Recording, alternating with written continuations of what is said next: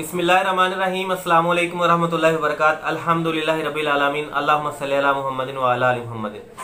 नाज़रीन, आज की वीडियो के अंदर हम बात करेंगे कोलैक्सन इंजेक्शन के हवाले से कि ये हमारे जिस्म के अंदर क्या किरदार अदा करता है, कौन से मरीजों के ये इस्तेमाल के लिए होता है, क्या इसका प्रेगनेंसी के दौरान इस्तेमाल ठीक होता है या नहीं होता, तो इससे हमें क्या फ़ायदे मिलने वाले हैं, क्या इसके नुकसान है, इसकी क्या डोज होती है, इन तमाम चीज़ों को समझने के लिए आज की वीडियो के अंदर हम बात करेंगे।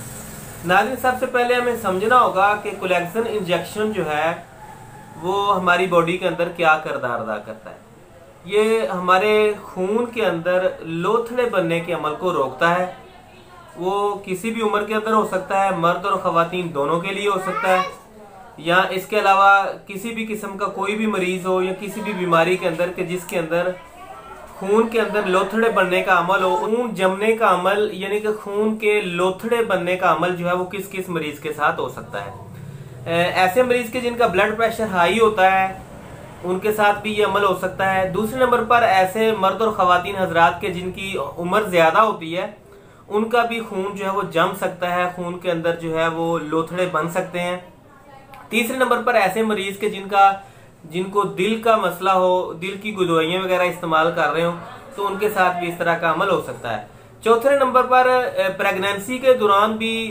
जो प्रेगनेंसी का सारा मरहला होता है ये लोथड़ों का ही एक सिलसिला होता है, तो इन तमाम मामला को कवर करने के लिए इस इंजेक्शन का इस्तेमाल किया जा सकता है। लेकिन प्रेगनेंसी के दौरान इस इंजेक्शन का इस्तेमाल, उसके बारे में आज हम स्पेशली तौर पर समझने की कोशिश करेंगे। नाज़रीन, ऐसी हमारी बहनें के जो कि हमल के साथ हैं और उनके डॉक्टर हजरात ने उनको ये इंजेक्शन तजवीज़ किया है,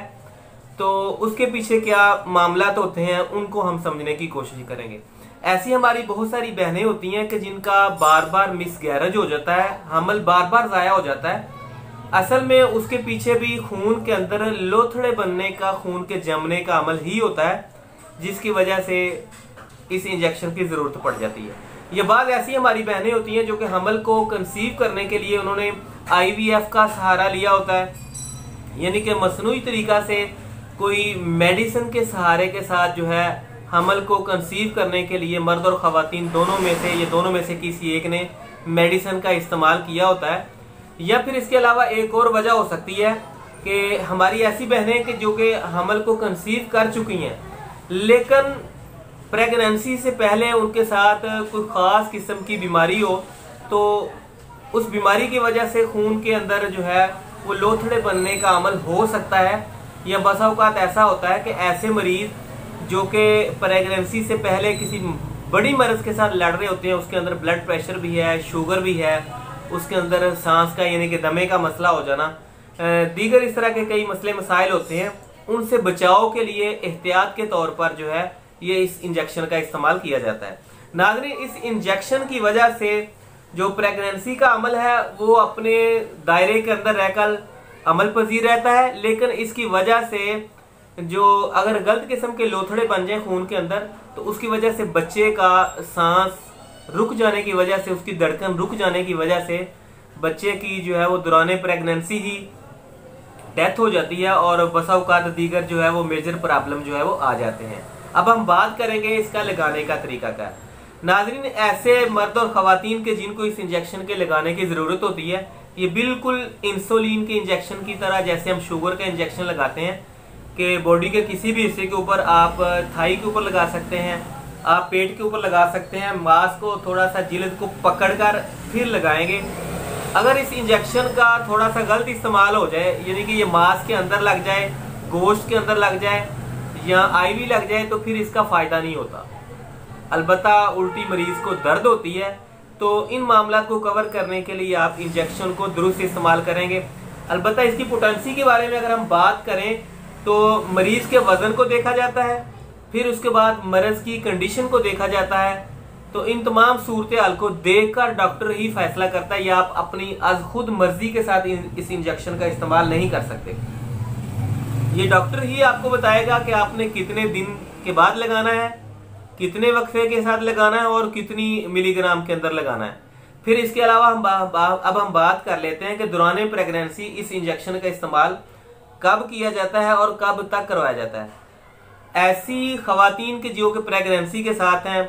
उनका बेबी जो कि उनके प्रेगनेंसी के अंदर जो है वो पल रहा है, जैसे ही बच्चे की धड़कन जो है वो आ जाती है तो इस इंजेक्शन का इस्तेमाल शुरू करवा दिया जाता है। ऐसी खवातीन के जिनका मैंने पहले जिक्र किया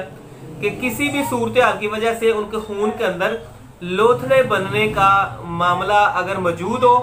तो इस इंजेक्शन को बच्चे की जैसी धड़कन आनी शुरू हो जाती है तो इस इंजेक्शन का इस्तेमाल करवाया जाता है। और बाज़ औक़ात ऐसी खवातीन होती हैं कि जिनको डिलीवरी से 24 घंटे पहले या बाद ऐसी खवातीन होती हैं कि जिनको 3 दिन पहले जो है इस इंजेक्शन का बंद करवाया जाता है। इस इंजेक्शन को कभी भी आप बंद करने की अपनी मर्जी के साथ गलती मत करें। इस इंजेक्शन के बंद करने की वजह से जल्द अज जल्द आपके खून के अंदर लोथड़े बनेंगे, जिसकी वजह से बच्चे की धड़कन रुक सकती है, बच्चे की अंदर ही डेथ हो सकती है। इस इंजेक्शन के साइड इफेक्ट के वाले से नाज़रीन, इस इंजेक्शन के इस्तेमाल की वजह से ऐसे मरीज के जिनको ये लगाया जा रहा हो, उनका ब्लड प्रेशर जो है वो ज़्यादा लो हो सकता है, उनकी हड्डियाँ कमज़ोर हो सकती हैं। इसको कवर करने के लिए और भी बहुत सारे तरीके हैं, लेकिन अगर इसकी इंजेक्शन की ज़रूरत हो तो यही लगेगा।